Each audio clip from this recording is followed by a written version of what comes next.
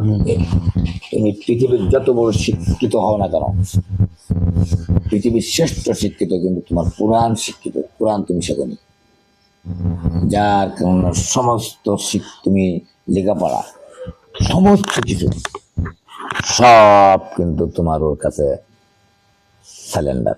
কেন তুমি যখন নামাজ পড়তে যাবা মসজিদের ভিতরে, তখন বলবে যে ভাই একজন আপনি একটা অফিসার মানুষ, শিক্ষিত মানুষ, বাংলাদেশের সারা বিশ্বের শিক্ষিত হোক না কেন, সে বলছে যে আমি সব শিক্ষিত, কিন্তু আমি স্বীকার করলাম কিন্তু আমি আরবি শিক্ষা জানি না। কিন্তু আরবি শিক্ষার সম্মান দিয়ে যে ব্যক্তি, সে বললে আমি আরবি শিক্ষা জানি না। ওই যে ভিতরে যে কোরআন তেলাওয়াত করতে পারতো, যে আরবি শিক্ষা করে তাকে সম্মান দিল। তাহলে পৃথিবীর সমস্ত শিক্ষিতর বড় শিক্ষিত একমাত্র আল্লাহর কোরআন। এর পরাপর পৃথিবীর আর কোনো নেই, পৃথিবীর থেকে নেই। এই পৃথিবীর করতে লক্ষ লক্ষ কোটি গুণ মর্যাদা শক্তি ওই পবিত্র আল্লাহর কোরআনের ভিতরে দান করে দিলেই কোনো ডিগ্রির উপরে আর যাবে না। একটা আয়াতের ক্ষমতা নেই, এক্সেস ভাবে যদি কোনো একটা আয়াত পাঠ করতে যায় কোরআনের বাইরে দেয়, আমি এইরকম একটা সৌন্দর্য করব, ক্ষমতা নেই তাকে সৌন্দর্য করার, কেউ পারবে না। না কেউ সৌন্দর্য করার ভিতরে একটা অক্ষর না, 30টা অক্ষর, 30টাই কিন্তু কোরআন শরীফ। কোরআন শরীফের 30টা পারা, এই 30 পারা কিন্তু কোরআন শরীফের অক্ষরই কিন্তু 30টা। এই 30 অক্ষরে 30 পারা করা হলো। 30টা অক্ষর যেমন, আবার 30 পারা কোরআন আল্লাহ দান করলো। আর এই 30 পারা কোরআনের ভিতরে যা কিছু আল্লাহ সৃষ্টি করে রেখেছে, ইয়ার বাদে যদি ইয়ার ভিতরে ইহার মধ্য দিয়ে কেউ যদি মনে করে সারা পৃথিবীর বিজ্ঞান, পৃথিবীর ইঞ্জিনিয়ার, পৃথিবীর সবথেকে বড় আকারের আমি শিক্ষিত, কোরআনের এক কাছে একেবারে জাররা পরিমাণ কিচ্ছু নাই। আল্লাহ কোরআন আমাদের দান করেছে। আল্লাহ পাক রব্বুল আলামিন এই কোরআনের মর্যাদা যাতে আমরা ধরে রাখতে পারি, আর এই কোরআনের মর্যাদা সারা পৃথিবীর যত মানুষ সৃষ্টি করেছে অবশ্যই যেন তারা মহব্বত করে, যে যে ধর্ম করে তারা ইসলাম ধর্ম কর্মে তারা ইসলাম ধর্মের পথে চলবে। কেন একথা বলা হয়নি যে একই ধর্ম করতে হবে না তাই পৃথিবীতে তোমাকে রাখা হবে না, একথা বলা হয়নি। তাই বলেছে যে লাকুম দীনুকুম ওয়ালিয়া দিন, তোমাদের ধর্ম তোমরা করো আর আমাদের ধর্ম আমরা করি, এই কথাটা কিন্তু বলে দিয়েছে আল্লাহ নবী, সুন্দর করে দিয়েছে।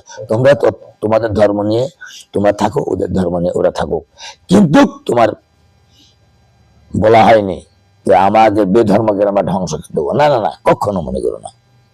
এই জন্য আমি যে কথাটা বলেছি, হ্যাঁ রাসূল বলে গেছে। এই জন্য সূরা নাজিল হয়েছে।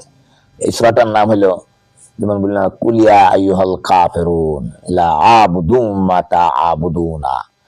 এই সূরাটার ভিতরে ব্যাখ্যা জানেন? হ্যাঁ, ওই যে বলছে যে লাকুম দীনুকুম ওয়ালিয়া দিন।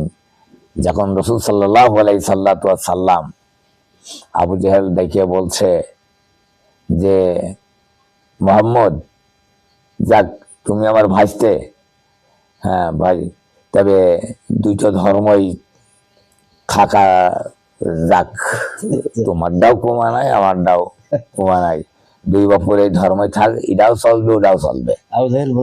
আবু জেহেল বলছে এই কথাটা রাষ্ট্রনায়ক ওই দেশের ছিলেন। হ্যাঁ, তারপরে এখন একটু দম ধরে গেলেন, আল্লাহ নবী তো কোনো নিজস্ব কোনো কথা বলতেন, নির্জন কি আসবেন তাই করলেন। সঙ্গে সঙ্গে আল্লাহ পাক রব্বুল আলামিন জিবরাইলের মারফতে দিয়ে দিলেন। আল্লাহ জিবরাইল হাজির হয়ে গেলেন, বললেন যে ওরে রাসূলুল্লাহ কখনোই কথা হবে না। আল্লাহ স্বয়ংই বললেন যে ওনার দল উনি করুক, ও তোমার ধর্ম তুমি করো। তাই জন্য সূরা নাযিল হলো কুলিয়া আইয়ুহাল কাফিরুন, এই সূরা। তাই লাস্টে ওই কথা বলছে যে লাকুম দীনুকুম ওয়ালিয়া দিন, যার যার দিন সেই গ্রহণ করো। সাকিম করে দিলেন ওখান থেকে। এই জন্য হিংসা করে আমাদের আর লাভ নেই। ইসলাম ধর্ম বড় ধর্মের কথাটা কিন্তু বলা হয়েছে, তাই না? বিভিন্ন যত ধর্মে থাকুক না কেন সব করতে ইসলাম ধর্ম বলবে, যেহেতু কোরআনের পাল্লায় দিকে, আর কোরআনের পাল্লা দিকে থাকবে সেটি বড়ই থাকবে। আলহামদুলিল্লাহ আলহামদুলিল্লাহ, আমরা সুন্দর সত্যি কথা শুনলাম। যদি আমাদের কথার মাঝখানে কোনো ভুল ত্রুটি হয়ে থাকে তাহলে আমাদেরকে একটু শিখিয়ে দেবেন।